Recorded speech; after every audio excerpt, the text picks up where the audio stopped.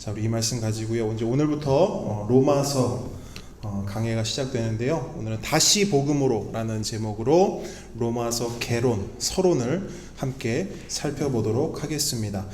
자, 코로나가 이제 계속 극성입니다. 그죠? 코로나가 이제 좀 잠잠해지겠나 싶었는데 잠잠해지기는커녕 점점 더 모든 사람의 목을 조여오고 있습니다. 코로나 이후에 새로운 신조어가 하나가 생겼어요. 혹시 뭔지 아시는 분 계신가요? 저희 구형제 혹시 알고 있습니까? 코로나 이후로 새로 생긴 신조어. 사회적 거리두기. 맞습니다. 또 뭐가 있을까요? 네? 굉장히 잘 알고 있네요. 코로나 전문가처럼. 좋습니다. 코로나 이후에 새로 신조어가 하나 생겼어요. 그게 뭐냐면 코로나 블루예요. 코로나 블루. 이제 코로나와 블루, 영어 단어가 합쳐진 건데, 블루는 이제 색깔이잖아요. 그죠? 파란색을 말하잖아요. 근데 이 파란색은 우울함을 상징하는 색깔이에요. 그래서 코로나 블루, 뭘까요? 코로나로 인해서 사람들이 우울해한다라는 거예요. 근데 이게 처음부터 우울하냐? 그건 아니에요. 처음에 이런 거예요. 앞으로는 어떻게 살아야 되지? 코로나가 터진 이후에 나 이제 어떻게 살아야 되지? 어떤 직업을 가지고 무엇으로 돈을 벌고 무엇으로 이 가정을 이끌고 가지? 이런 생각들, 고민들. 나는 둘째치고 이 코로나는 이제 다시는 돌아갈 수 없다고 하는데, 코로나 이전으로는 다시 갈 수 없다고 하는데, 그러면 이 코로나 이후의 시대를 살아갈 우리의 자녀들, 우리의 아이들은 어떻게 해야 되지? 이 아이들을 어떻게 키워야 되고 이 아이들이 살아갈 시대는 어떠하지? 그런 고민들을 사람들이 막 하는 거예요. 처음에는 그 고민 때문에 어떤 마음이 드냐면 불안함이 막 드는 거예요. 두려움이 막 드는 거예요. 막막하니까. 모두가 새로운 경험을 하는데 어떻게 해야 될지를 아무도 모르기 때문에 하나같이 다 불안한 마음이 있는 거예요. 그러다가 이 불안함이 뭘로 바뀝니까? 분노로 바뀝니다. 제가 지난주에 그 엘리베이터에서 이제 이웃을 만났어요. 몇 층 주민인지는 모르겠어요. 근데 만났는데 이제 서로 마스크를 끼고 있잖아요. 근데 얼굴 표정은 보이지 않지만 이 눈으로만 봐도 이미 화가 나 있더라고. 왜 화가 나 있는지 몰랐는데 그분이 이렇게 말하는 거예요. 아유, 이놈의 코로나 이거 도대체 언제 끝나는 겁니까? 이렇게 저한테 말을 하는 거예요. 초면에 인사도 아니고 그냥 화를 내는 거예요. 내가 코로나를 만들어낸 것도 아닌데. 그러니까 사람들이 이 두려움과 불안함이 뭐로 바뀐다고요? 분노로 바뀐다고요. 그런데 이제 이 분노가 뭐로 가냐면 우울로 가는 거예요. 두려워도 해봤어요. 불안해 해봤어요. 화도 내봤어요. 국가를 향해서도 왜 이렇게 못하냐고, 방역을 왜 이렇게 못하냐고. 사람들 엄청 화났었잖아요. 그죠? 근데 예전보다 좀 잠잠해졌죠. 왜 잠잠해졌어요? 각자가 다 우울감에 빠져 있는 거예요. 무기력. 이걸 이겨낼 수 없구나. 그냥 이렇게 살아야 되는구나. 그게 뭐냐? 코로나 블루라는 거예요. 교회와 성도도 이 코로나 블루로부터 자유롭지 못합니다. 여러분, 며칠 전에 뉴스 보셨죠? 정세균 총리가 발표를 했습니다. 모임 최소화해라. 어디? 교회. 예배 시간에 찬양하지 마라. 통성기도도 하지 마라. 만약 이런 것들을 어길 경우에 대표 혹은 개인에게 300만 원 벌금 물겠다. 이런 걸 발표를 했어요. 난리가 났죠. 교회와 교회 단체들이 또 그런 것들을 통해서 이제 교회가 보이는 모습들을 또 세상이 보면서 세상이 교회를 향하는 그 눈은요, 훨씬 더 또 날카로워지고 냉랭해졌습니다. 우리가 지난주 우리 교재 나눌 때 잠깐 나왔던 이야기지만, 이제는 교회 다니는 게 어디 가서 말하는 것조차 조심스럽고 부담스러운 일이 돼버린 거예요. 그러면서 성도들 안에, 교회 안에 어떤 퀘스천이 있냐면 이런 거예요. 예전에는 한 번도 생각해보지 않았던 건데 이런 걸 생각하게 되는 거예요. 예배가 뭐지? 모태신앙인 분들은 어렸을 때부터 계속 드려왔던 그 예배, 그 예배가 뭐지? 어렸을 때부터 다녔던 그 익숙한 그 교회, 일요일이 되면, 주일이 되면 교회를 가는데 그 교회가 뭐지? 교회는 왜 꼭 모여야 되지? 왜 예배를 꼭 모여서 드려야 되지?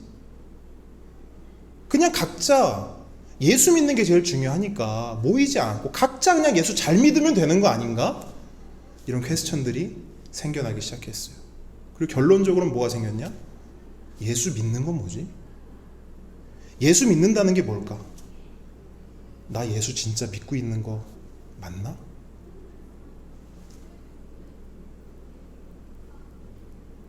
여러분, 전문가들은 코로나 이전으로는 절대 돌아갈 수 없다고 말해요. 새로운 세상이 왔다라고 말해요. 코로나로 인해서 혁명이 일어났다고 말합니다. 여러분 그거 아세요? 10명 중 2명이 하면 유행이에요. 유행. 저게 요새 유행이래. 10명 중 2명. 근데 10명 중에 8, 9이 하면 혁명이랍니다. 여러분 우리 지금 저 빼곤 다 마스크 끼고 있어요. 길거리 나가보세요. 지나다니는 사람 보세요. 다 마스크 끼고 있죠. 유행이 아니에요. 한동안 유행했던 적이 있어요, 마스크가. 근데 이제 마스크 끼는 게 유행이 아닙니다. 혁명이 일어났다는 거예요. 세상이 바뀌었다는 거예요.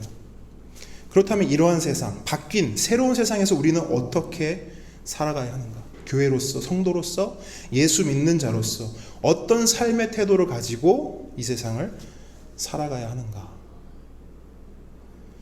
지난주까지 베드로전서를 묵상했어요. 저는 매일 성경 묵상을 하면서 참 감사한 게 뭐냐면 정말 우리에게 꼭 필요한 말씀 본문이 그때그때 주어진다는 걸 저는 매주 느끼고 있어요. 지난주 베드로전서 묵상했잖아요. 근데 우리의 이 퀘스천 앞에 베드로가 베드로전서를 통해서 이야기해줘요. 뭐냐면 어떻게 살아야 될까라고 궁금증을 갖는 우리에게 이렇게 말합니다. 교회와 성도의 정체성은 나그네입니다. 기억나시죠? 교회와 성도의 정체성은 나그네래요. 무슨 말이냐? 이 땅에 발붙이고 살아가고 있지만 우리 집은 어디다? 하늘에 있다. 이 땅을 살아가고 있지만 우리는 하늘 시민권을 가지고 있기 때문에 여기서 사는 거 그게 중요하지 않다. 여기서 사는 거 우리의 영원이라는 시간을 두고 봤을 때 정말 아무것도 아닌 그런 삶이다. 그렇기 때문에 이 땅에서 살 때 찾아오는 고난, 어려움 다 감내하고 받아들이고 뭘 바라보라는 거예요? 아까 우리 유민우 학생이 기도했던 것처럼 산 소망이신 예수 그리스도를 바라보라. 이게 베드로가 우리에게 전해주는 메시지인 거예요. 우리의 질문이 뭐예요? 앞으로 나는 어떻게 살아야 되지? 앞으로 우리 가족은 어떻게 살아야 되지? 베드로의 대답이 뭡니까? 산 소망 대신 예수 그리스도를 바라보라. 또 우리의 질문이 뭐예요? 내 아이들, 교회, 내 신앙, 내 믿음은 이제 어떻게 되는 거지? 베드로의 대답이 뭡니까? 모든 염려를 주께 맡기고 근신하고 깨어 기도하라. 이게 베드로의 대답이에요. 믿음을 잃지 말아라. 고난 중에도 예수 붙잡고 그 믿음 절대로 잃지 마라. 이게 베드로의 메시지예요. 결론적으로 말하면 뭐냐? 베드로는 이걸 말하는 거예요. 교회여, 성도들이여, 고난 가운데 있을지라도 복음으로 돌아가십시오. 이게 핵심이에요. 다시 복음으로 돌아가서 그 복음으로 살아내십시오. 코로나 때문에 어렵습니까? 그 코로나 와중에도 다시 복음으로 돌아가서 그 복음을 다시 내 안에 장착시키고 그 복음을 붙잡고 그 복음으로 여러분의 삶을 살아내십시오. 이게 베드로의 메시지였어요. 여러분, 우리는 진짜 복음으로 살고 있습니까? 한 목사님이 이렇게 울분을 토하면서 설교하는 걸 제가 얼마 전에 들었습니다. 이런 내용이에요. 여러분, 한국교회가 왜 이 모양 이 꼴이 되었습니까? 복음을 알지만 그 복음을 살지 못해서입니까?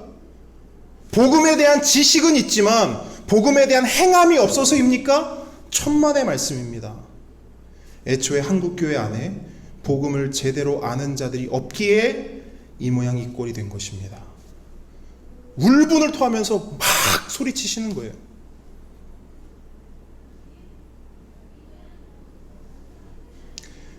우리는 복음을 제대로 알고 있는가? 우리는 복음을 진짜 알고 그 아는 복음으로 살아가고 있는가? 어떤 분은 이렇게 생각할 수도 있습니다. 목사님, 그냥 예수님 믿었으면 된 거지. 꼭 복음이란 것을 그렇게 공부하듯이 그렇게 알아야 됩니까? 공부 못하면 구원도 못 받는 겁니까? 물론 여러분, 공부 못해도 구원 받죠. 우리는 어렸을 때 노래 불렀어요. 똑똑해도 못 가요? 뭐라고요? 하나님 나라. 똑똑해도 못 가요. 우리는 공부해서 구원받은 게 아니고 하나님의 은혜로 예수님을 믿음으로 구원받은 줄 믿습니다. 그런데 여러분, 우리 한 가지 간과하는 게 있어요. 뭐냐면 이단에 빠진 사람들 대부분이 소위 예수 믿는 사람들인 거 아세요? 한 몇 퍼센트 될까요? 이단에 가 있는 사람들. 이만희를 그리스도로 알고 구세주로 알고 거기 가서 그렇게 있는 그 사람들 한 몇 퍼센트 정도가 예수 믿었던 사람들일까요? 뭐 전 정확한 통계는 모르겠지만 8, 90% 되지 않을까요? 그들이 왜 이단에 빠졌을까요? 딱 하나밖에 없어요. 복음을 제대로 알지 못했기 때문이에요. 코로나 이후로 교회 성도 수가 급감하고 있답니다. 물론 감사하게도 함께 걷는 교회하고는 상관없어요. 우린 코로나 전이나 후나 끝도 없어요. 이 감사한 일인지 모르겠지만 어쨌든 근데 한국 교회들이요, 코로나 이후로 성도 수가 급감하고 있대요.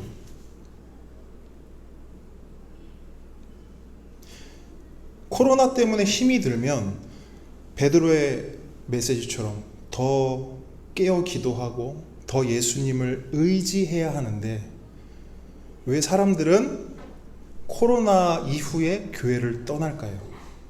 예수를 왜 떠날까요? 희한하지 않습니까? 아니 분명 예수 믿으면 구원받고 예수만 믿으면 우리는 하늘나라 가는 건데 왜 코로나가 왔다고 해서 사람들이 흔들리고 교회를 떠나고 낮아빠지고 어떤 사람들이 아니 예수가 나중에 올 게 아니고 이미 왔대, 저 사람이 예수래 라고 하는 말에 왜 솔깃해서 거기를 따라갈까요? 왜? 복음을 제대로 알지 못하기 때문이에요. 다른 이유는 없습니다. 요한복음 17장 3절 한번 찾아볼게요. 자, 요한복음 17장 3절 말씀이에요. 여러분 굉장히 중요한 말씀이어서 여러분들이 이 말씀은 꼭 체크를 해두시고 기억하셨으면 좋겠어요.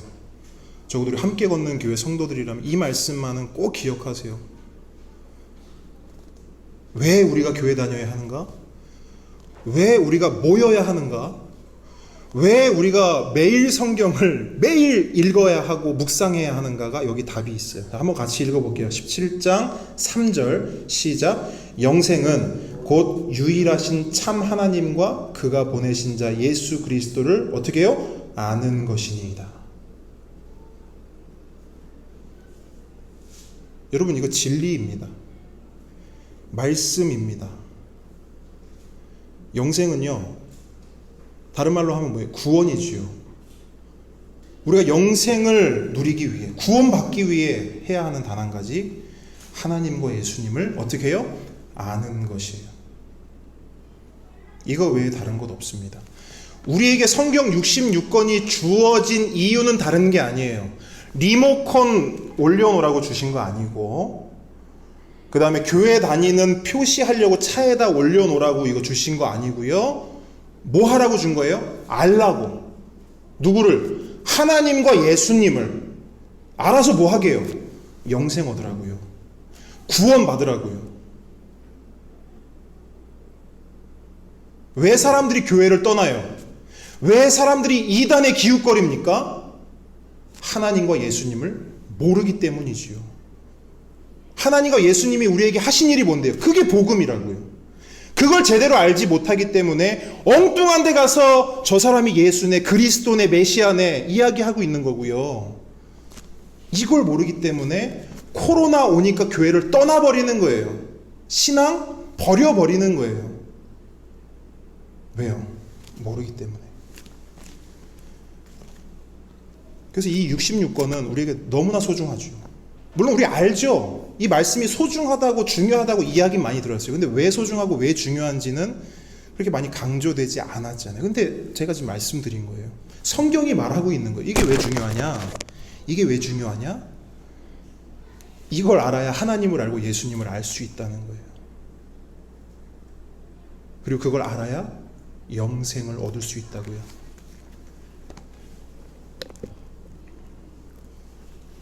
그러면 왜 66권, 66개의 책이 있는데 왜 그 중에서 우리는 로마서인가?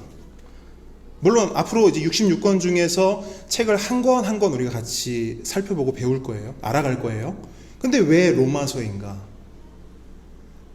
종교개혁자 마틴 루터는 이렇게 얘기했어요. 제가 지난주에도 잠깐 말씀드렸지만 성경의 모든 책들이 66권 책들이 소실되어도 로마서와 요한복음만 있으면 이 성경이 말하는 바 복음을 아는데, 그러니까 우리로 하여금 영생을 얻게 하는 데 있어서 큰 어려움이 없다. 이렇게 말했어요.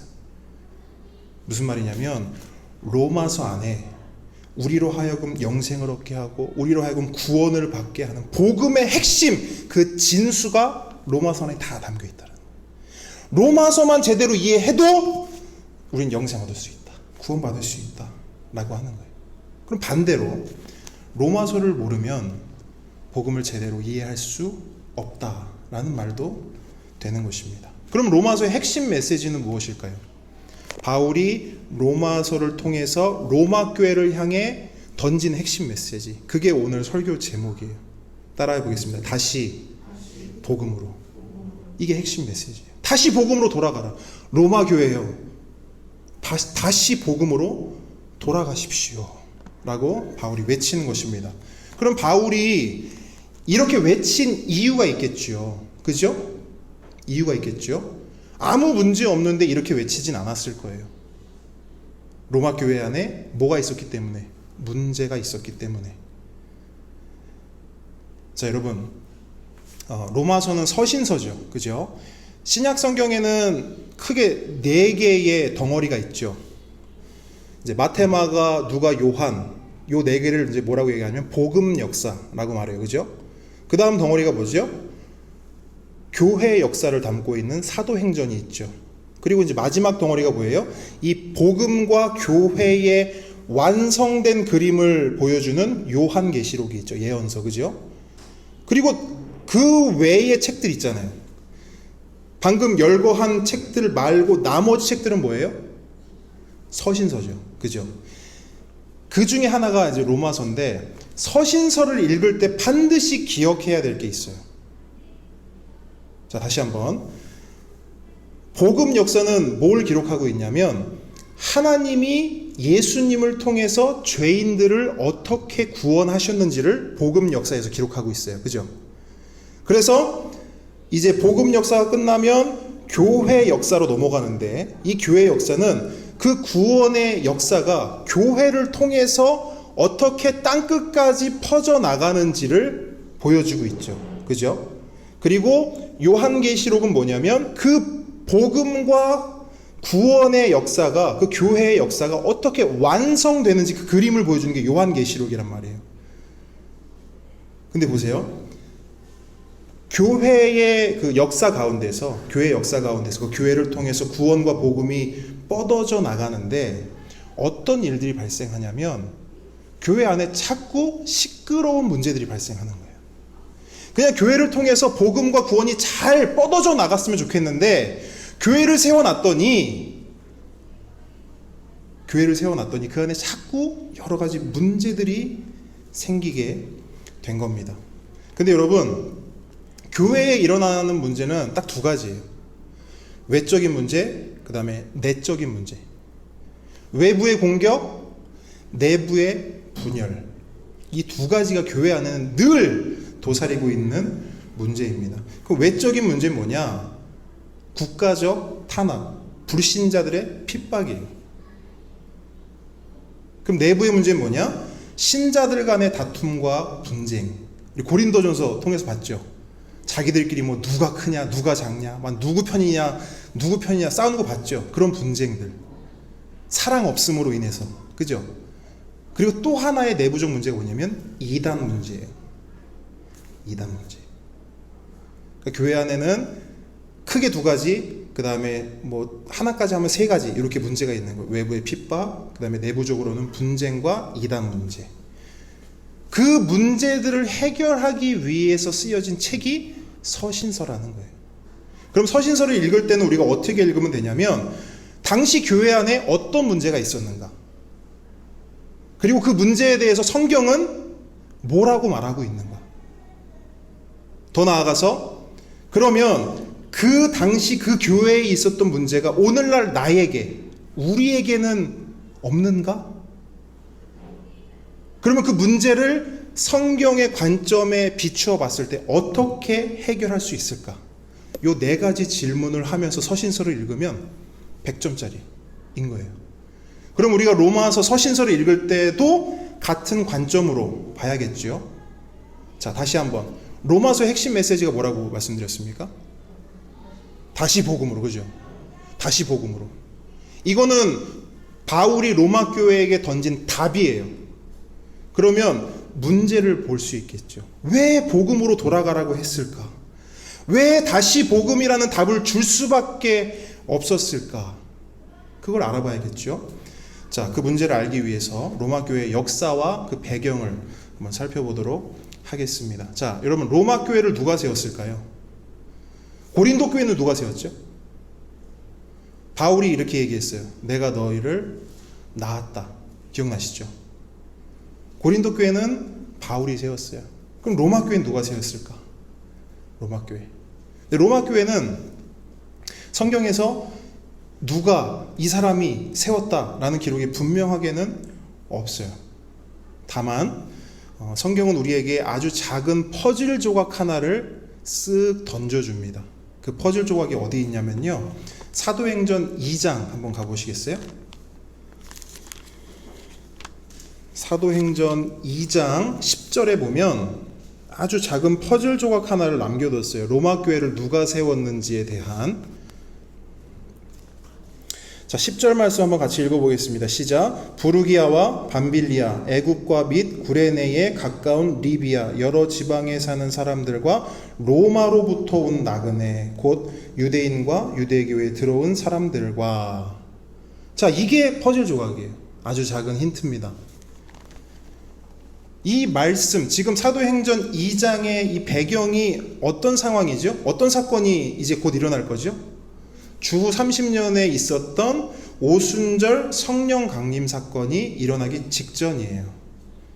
이때 성령 강림 사건이 있었을 때 베드로가 설교합니다. 그죠? 기억나시죠? 그때 어마어마한 사람들이 설교할 때마다 회개하고 돌아오는 거예요. 복음을 받아들이고 세례를 받게 됩니다. 그들 중에 바로 이 로마에서 온 유대인, 그리고 유대교로 들어온 이방인들이 있었던 거예요. 자, 그럼 오순절이 다 맞춰졌어요. 오순절 행사가 다 맞춰지고 나서 이 사람들은 어떻게 됐을까요? 다시 로마로 돌아갔겠죠. 올 때는 예수고 뭐고 몰랐어요. 돌아갈 때는 예수 그리스도의 복음을 가지고 돌아갑니다. 어떻게 됐을까요? 이들이 교회를 세운 거예요. 이게 이제 학자들의 대부분이 동의하는 결론이에요. 이게 정답이다, 분명히 이렇게 됐을 것이다, 그건 아니지만 대부분의 학자들이 이 견해에 동의를 하고 있습니다. 자, 그렇게 해서 로마 교회가 세워지게 됐어요. 로마 교회가 세워지고 나서 한 20년 가까이요, 급속도로 성장을 하게 됩니다. 로마 안에서, 로마 교회가. 그러다가 아까 오순절 사건이 30년에 있었다 그랬죠? 그 다음에 한 20여 년, 19년 정도가 지난 49년이 됐을 때 교회에 위기가 찾아와요. 그때 당시 로마 황제가 누구냐면 클라우디우스 황제예요. 사도행전에 보면 그 황제의 이름이 이렇게 기록되어 있어요. 글라우디오 황제라고 기록이 되어 있는데, 어쨌든 이 황제가요 칙령을 하나 내려요. 그러니까 국가적으로 선언을 해요. 어떤 선언이냐? 로마 시내에 살고 있는 모든 유대인, 그리고 유대인 기독교인들 다 나가! 라고 칙령을 내려요. 왜 이런 칙령을 내렸냐? 당시 클라우디우스 황제는요 정치적 위기를 겪고 있었어요. 그 와중에 로마에 살고 있던 유대인 그룹과 유대인 기독교 그룹이 계속 싸우는 거예요. 분쟁을 일으키는 거예요. 근데 그때 당시의 기록에 의하면 그때 상황을 이제 기록으로 남겨놨는데, 거기에 왜 그들이 그렇게 싸웠느냐 했더니 크리스투스 때문에 싸운다 이렇게 말해요. 그들이 싸우는 이유는 크리스투스 때문이다 이렇게 써놨어요. 뭘까요? 크리스투스. 우리나라 말로 하면 그리스도. 그들이 유대인 기독교인들이 싸우는 이유는 예수 그리스도 때문이었어요. 예수 그리스도 없다, 있다, 계속 싸우는 건데, 이 싸움이 얼마나 컸는지 로마 시내를요 들썩들썩하게 하는 거예요. 가뜩이나 이 정권이 어지러워서 혼잡하고 복잡한데 눈에 가시처럼 보였겠죠. 그래서 그 클라우디우스 황제가 너네들 다 나가! 라고 칙령을 내려버린 거예요. 이때 이제 많은 유대인, 그다음에 유대인 기독교인들이 추방을 당하게 되는데요. 그 사람들 중에 포함되어 있던 사람이 되게 유명한 사람이 있어요. 들으면 알아요. 누구냐면 브리스길라와 아굴라. 그 중에 이제 브리스길라 같은 경우는 이제 브리스가라는 이름을 가지고 있는 자매인데, 이 자매는요 로마의 귀족 출신으로 여겨져요. 로마 귀족 출신. 그래서 사실은 그 브리스길라 같은 경우는 추방을 당하지 않아도 돼요. 당하지 않아도 돼. 근데 학자들의 견해에 따르면 이제 뭐냐면 그 남편 아굴라가 유대인이었기 때문에 쫓겨나야 돼. 그러니까 남편 따라서 같이 추방을 당하게 되는 거예요. 자, 브리스길라 아굴라가 추방을 당합니다. 그렇게 추방을 당해서 그 두 사람이 향한 곳이 어디게요? 고린도입니다. 추방을 당해서 고린도로 가게 돼요. 그리고 거기서 누굴 만나냐면 바울을 만나는 거예요. 거기서 바울을 만나서 이 둘의 만남을 통해서 어떤 일이 일어나요? 고린도 교회가 세워지죠. 이 브리스길라 아굴라가 로마를 떠나올 때는 어떤 마음이었을까요? 여러분, 나라에서 추방당해 보셨어요? 나라에서 너네 나가! 얼마나 착잡하고 힘들겠어요. 그죠? 삶의 터전이 거기 다 있는데 그걸 다 버려두고 쫓겨나는 거잖아요. 얼마나 상심이 컸겠어요. 그 상한 심령을 가지고 고린도에 도착했는데 거기서 바울을 만나게 되고, 바울과 뭘 하게 되냐면 개척교회를 세우고, 이 브리스길라 아굴라가 열심히 바울을 도와서 고린도 교회가 굳건히 세워지는 거예요. 그 일을 하게 되는 거예요. 뭘 할 수 있어요? 하나님은 위기를 통해서 기회를 만드시는 분이구나. 추방당한 두 사람을 바울과 붙여놔서 교회를 세우시는구나. 너무 놀랍죠. 근데 그거 아세요? 브리스길라 아굴라가 하는 일이 뭐였냐면 천막 만드는 일이었어요. 바울도 천막 만드는 일. 완전히 그래서 같이 그냥 지내면서 같이 천막도 만들고 같이 사역도 하고 그렇게 고린도 교회를 세워나갔던 거예요. 자, 이제 그렇게 몇 년이 지납니다. 한 5년여가 지나요. 그래서 주후 54년이 됐어요. 이제 주후 54년. 제가 연도를 말씀드리는 이유는 여러분들이 연도를 이렇게 알아두면 훨씬 더 나중에 기억하시기에 선명할 수 있어요. 54년도가 됐을 때 어떤 일이 있었냐면 로마에 진짜 큰일이 일어나요. 아까 그 클라우디우스 황제가요 암살을 당하게 돼요. 암살. 누구로부터? 누가 죽였을까요? 우리 자매분들. 누가 죽였을까요? 그렇죠. 그 아내가 그 황제를 암살합니다. 이유가 뭐냐면 그 사람한테 그 아들이 하나 있었는데 그 아들을 황제로 세우려고 자기 남편을 죽여요. 그렇게 세운 그 아들이 누구냐면 네로 황제입니다. 그렇게 로마의 새로운 황제로 추대가 되는 거예요, 네로가. 근데 로마 법에는 어떤 법이 있냐면 이런 법이 있어요. 새로운 황제가 등극하잖아요. 그러면 이전의 황제가 내렸던 칙령을 이 새 황제가 인준하면, 받아들이면, 나도 그거 똑같이 할래 라고 하면 그대로 법이 유지되지만, 아니 거절하면 모든 칙령들이 다 취소 무효가 돼요.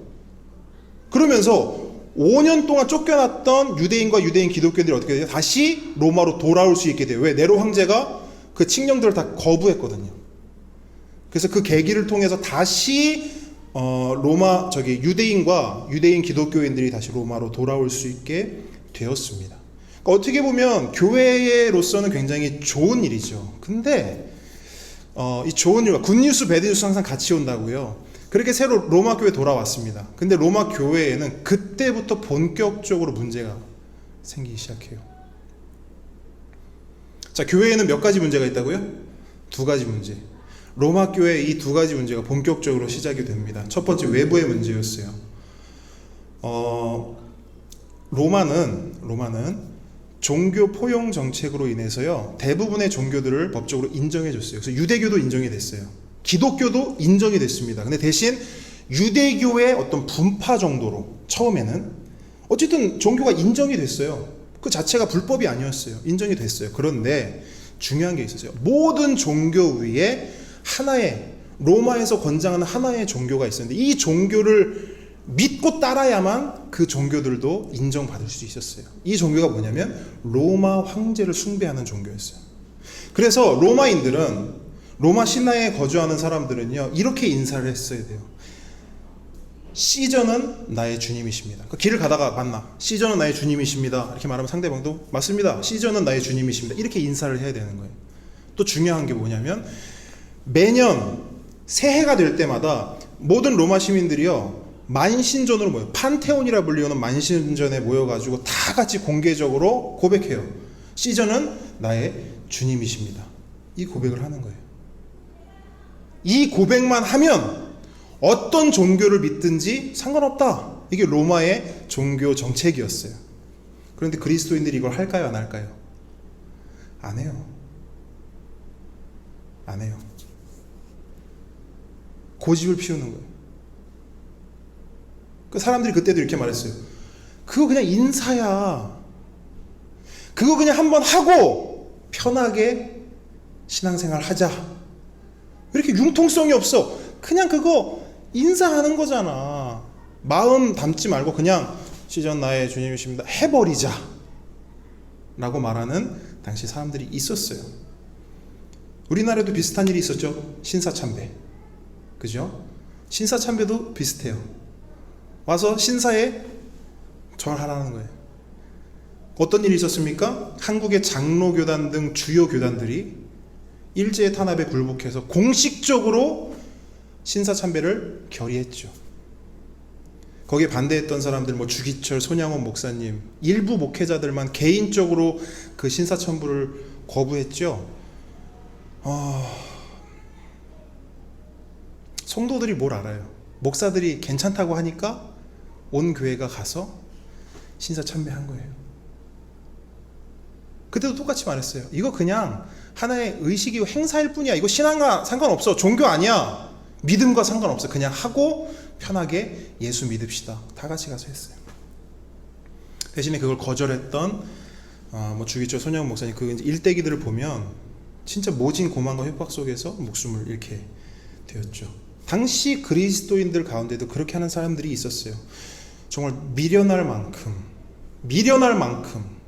저는 거룩한 미련함이라고 말하고 싶은데 미련할 만큼 그렇게 하는 사람이 있었어요. 저쪽에 사람이 옵니다. 이웃이 와요. 시저는 나의 주님이십니다. 그러면 어떻게 인사를 해요? 시저는 나의 주님이 아닙니다. 나의 주님은 오직 예수 그리스도입니다. 이렇게 고백을 하는 거예요.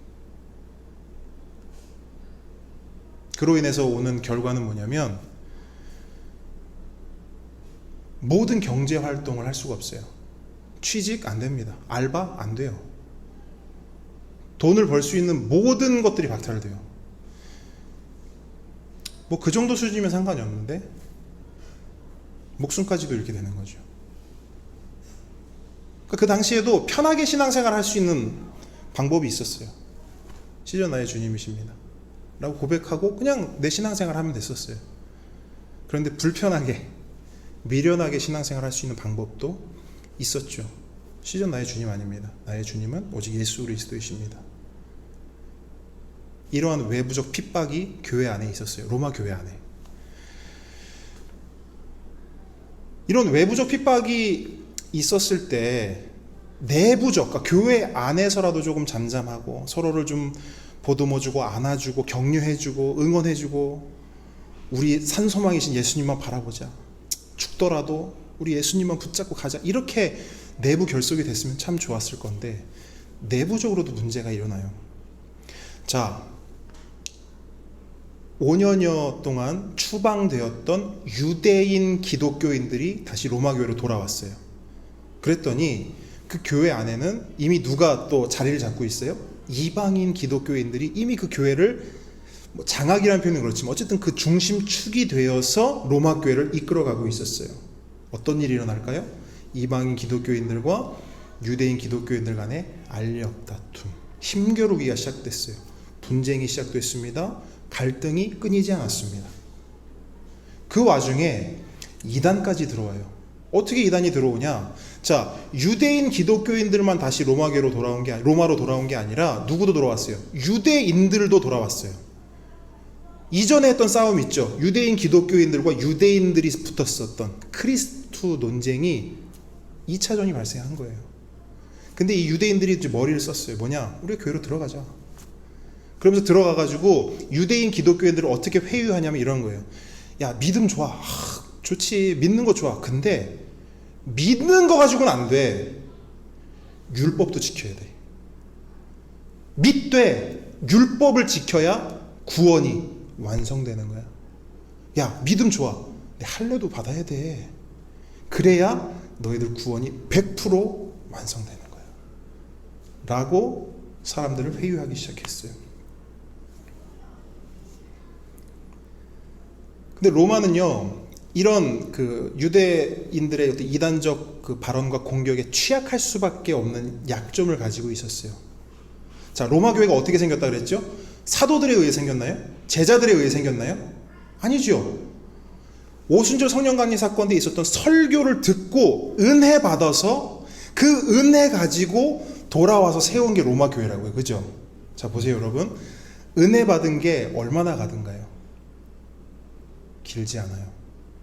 그 은혜가 식으면서 그 안에 차곡차곡 쌓여진 복음의 진수들이 없으니까요, 여기서 이 소리 하면 여기로 쑥 달려가고 여기서 저 소리 하면 여기로 쑥 달려가는 거예요.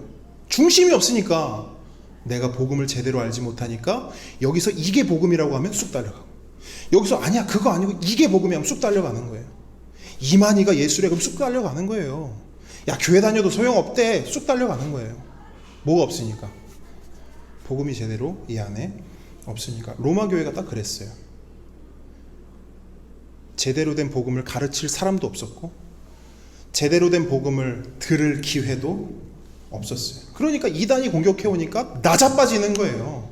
흔들리는 거예요. 그래서 바울이 로마서를 기록한 거예요. 여러분, 내가 복음을 알려줄 테니까 다시 진짜 복음으로 돌아오십시오. 바울은요, 로마 교인들요, 생면부지 얼굴 한번 본 적 없는 사람들이에요. 이야기를 들었던 거예요. 로마 교회가 지금 이런 상황에 있답니다. 이 복음에 미친 바울이요, 진짜 미치겠는 거예요. 큰일 났다, 큰일 났어. 지금 이 사람도 어떻게 다 죽게 생겼는 거예요. 다 쓰러지고 다 넘어지게 생겼는 거예요. 외부의 핍박에 다 그냥 무릎 꿇고 다 그냥 시전 나의 주님이십니다 하게 생긴 거예요. 믿음 가지고 안 된대. 율법도 지켜야 된대. 이거에 다 쓰러지게 생긴 거예요, 로마 교회가. 바울 입장에서는 미치고 발딱 치는 거죠. 그래서 진짜 복음을 그들을 위해서 써내려간 거예요. 여러분, 복음은 이런 거예요. 여러분이 어떻게 구원받았는지 아세요? 이렇게 해서 여러분들이 구원받은 겁니다. 그걸 로마서에 쓰고 있는 거예요. 제가 그 주보에 그 로마서 전체 구조를 제가 적어드렸어요. 그걸 보시면 바울이 로마 교회에 하고자 했던 메시지가 무엇인지 알 수 있을 거예요. 1장에서 8장까지가 이제 복음이란 무엇인가를 바울이 설명하는 거예요. 그래서 이 복음을 통해서 이 한 개인이 어떻게 구원을 받는가에 대해서 1장에서 8장까지 다루고 있어요. 그 9장에서 11장은 뭡니까? 복음의 경륜이에요. 즉 구원의 큰 그림이 이스라엘을 통해서 어떻게 이방인으로 넘어갔고, 또 이방인들을 통해서 어떻게 또 다시 한번 하나님이 이스라엘을 구원하고자 하시는지에 대해서 9장에서 11장에서 다루고 있습니다. 그럼 12장 16장은 뭘까요? 이제 복음을 통해서 구원받았다 이거예요. 아까 말씀드렸죠. 그러면 1장부터 11장까지는요 외부적인 문제, 외부의 공격의 어떤 방패 역할로서 바울이 이 1장에서 11장을 로마 교회에 줬다면 12장 16장은요 이제 내부예요. 내부. 그러면 이 복음을 받고 구원받은 사람들은 어떻게 살아야 하는가에 대해서 바울이 이제 기록을 하는데, 대표적인 그냥 이 12장 딱 시작하면서 그냥 핵심을 딱 말해버려요. 우리가 잘 아는 말씀. 그러므로 형제들아 내가 하나님의 모든 자비하심으로 너희를 권하노니 너희 몸을 하나님이 기뻐하시는 거룩한 산제물로 드려라. 이게 너희들 구원받은 복음을 믿는 너희들이 드릴 영적 예배다. 이 메시지예요.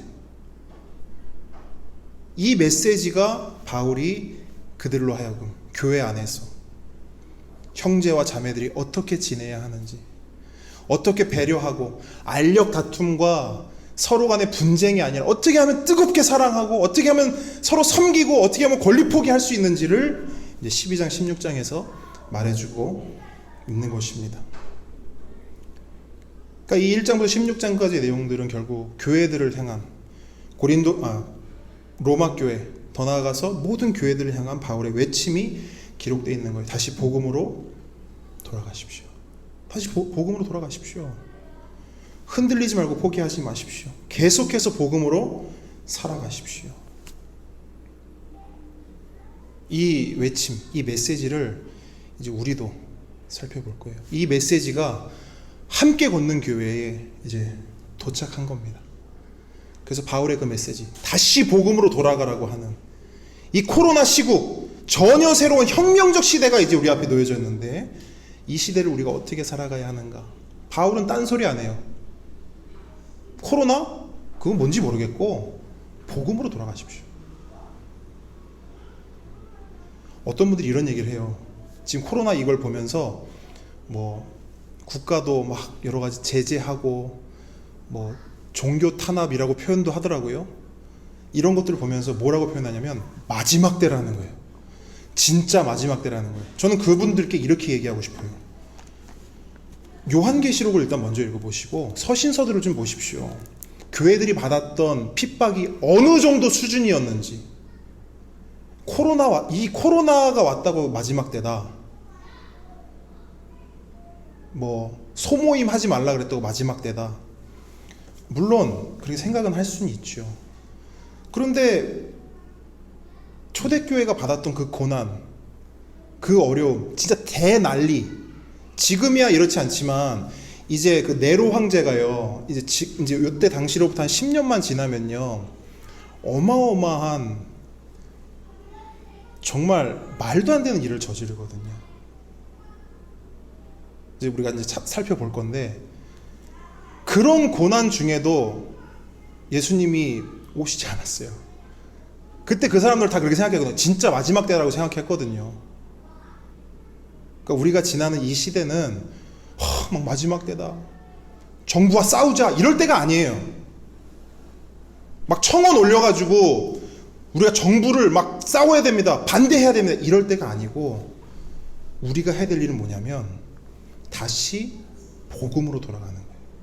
저는 만약에 바울 사도가 우리에게 다시 편지를 쓴다면 저는 그 얘기밖에 안 할 것 같아요. 로마서 읽어라, 다시 복음으로 돌아가라, 다른 거 신경 쓰지 말고. 여러분, 로마서 문장 하나하나를 우리가 집중해서 차근차근 살펴볼 거예요.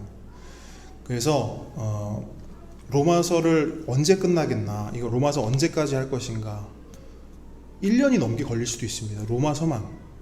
로마서 가지고만 우리가 함께 말씀을 배워나가려면 이게 뭐 몇 주 만에 끝나는 게 아니고 1년이 넘게 걸릴 수도 있어요. 그러니까 이제 매주 주일 설교를 통해서 선포될 것이기 때문이에요.